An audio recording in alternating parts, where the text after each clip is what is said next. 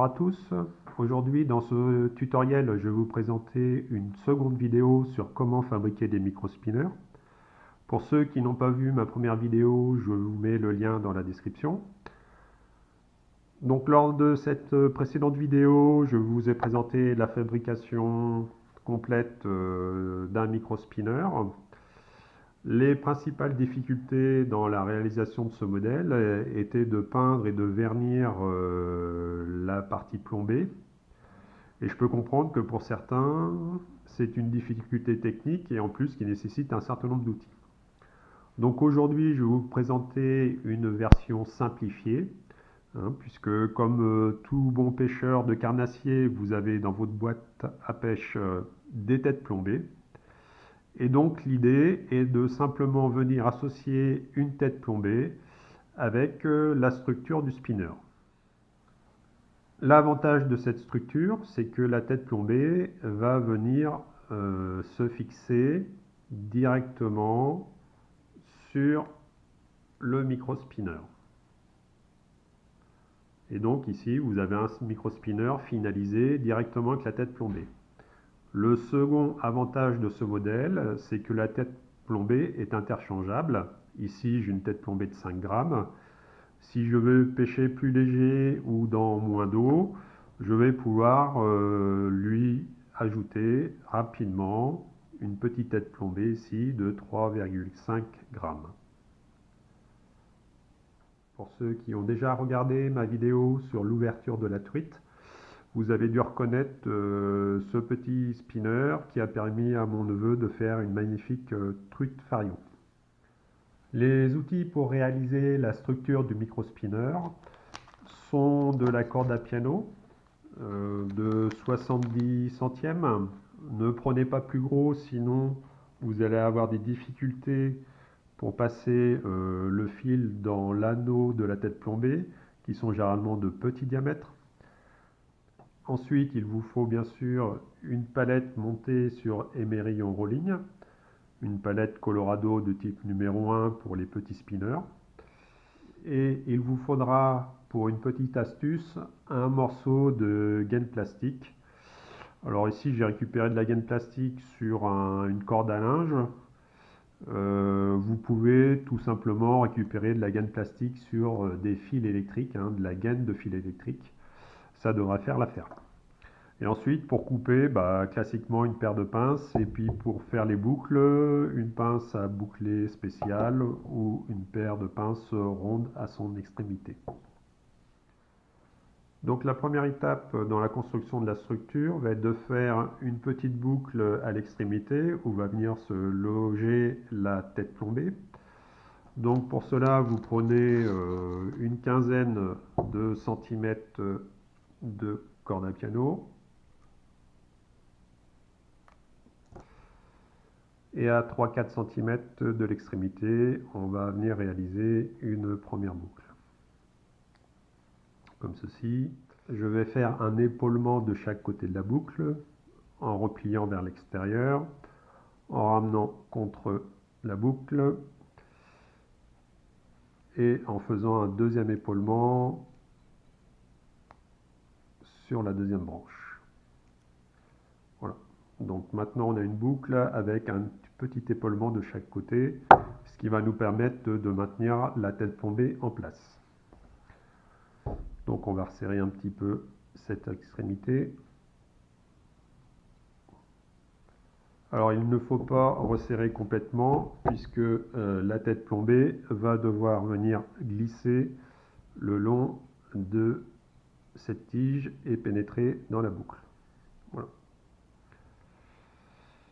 Alors, la difficulté, c'est quand vous allez lancer, si vous laissez votre système comme ça, la tête plombée va glisser et tomber. Donc on va faire un système de sécurité de la boucle et de la tête plombée. Pour cela, vous allez prendre vos paires de pinces pour coincer la boucle à environ 5 mm de l'extrémité. Sur la tige la plus longue, vous allez venir enfiler la gaine, ce qui va permettre d'enrouler la plus petite tige le long de la grande. sans serrer complètement sur l'axe principal. Donc la plus petite partie, vous la repliez à environ 45 degrés et on va venir tout simplement faire un tour complet avec cette partie autour de la gaine.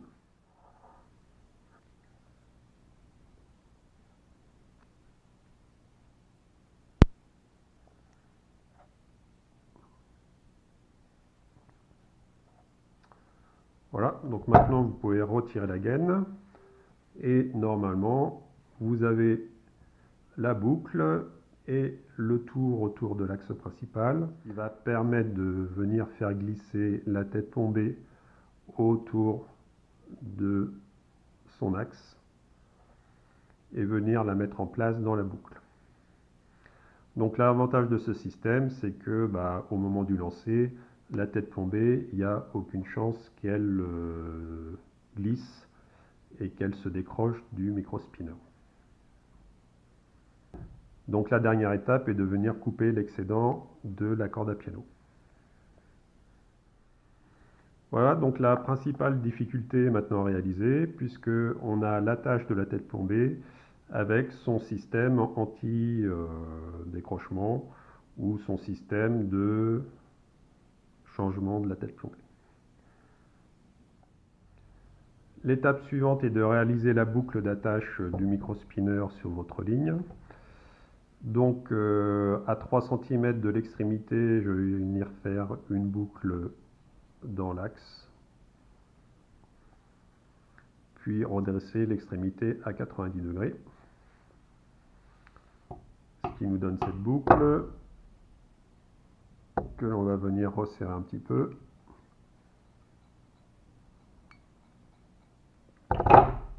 Voilà, donc ça va être le point d'attache de votre agrafe ou de votre ligne de fluorocarbone. Et à 2 cm, on va venir faire une dernière boucle pour attacher la palette.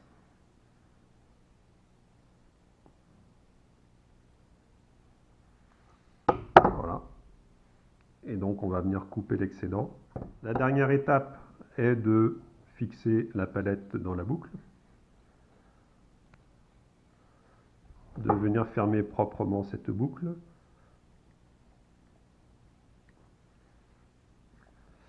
Et voilà, votre micro-spinner est terminé.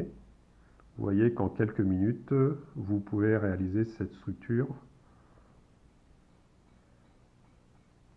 Et vous êtes prêt donc pour aller à la pêche. Une petite astuce que je voulais vous montrer, c'est que si vous pêchez au spinner avec une agrafe, souvent l'agrafe glisse de la boucle d'attache vers la palette ou vers la tête plombée.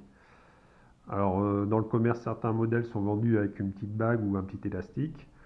Vous pouvez facilement fabriquer un système d'arrêt en utilisant un petit peu de tresse, où vous allez mettre sur la structure du spinner un petit point de colle super glue de chaque côté, et puis avec votre tresse vous allez venir faire quelques tours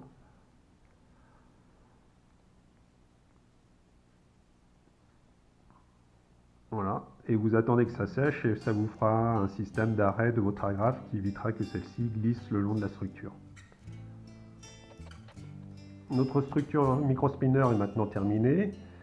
Donc ici, je vous ai montré comment construire un micro-spinner.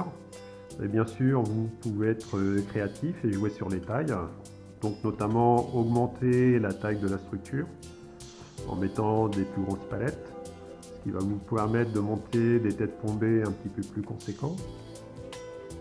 Toujours avec le même système.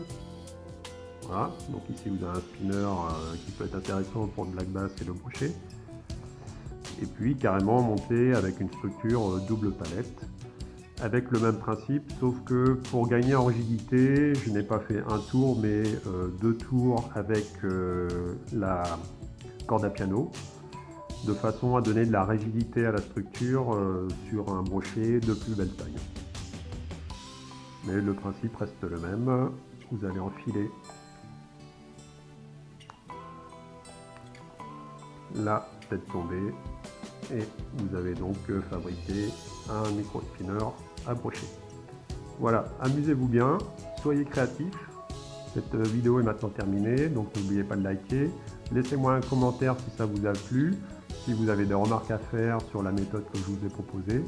Et puis n'hésitez pas à partager et si ce n'est pas encore fait, à vous abonner à ma chaîne. À bientôt.